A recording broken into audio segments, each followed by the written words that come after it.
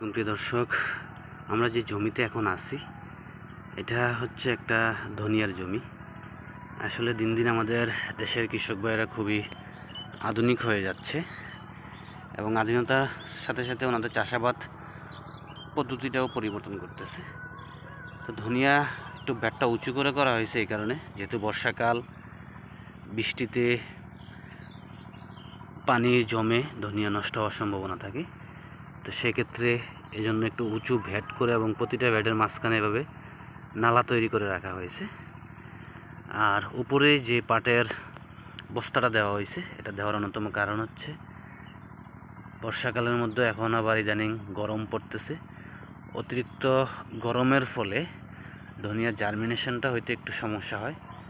তো সেদিকটা বিবেচনা করে প্রোটেকশন হিসেবে উপরে এই পাটের বস্তাগুলো দেওয়া হয়েছে এভাবে, এবং এর উপর দিয়ে মাঝে মধ্যে একটু পানি দেওয়া হয় যেন বীজটা ভালোভাবে গজায় এবং গজানোর পর যেন 2-1 দিন ভালো থাকে বীজগুলা।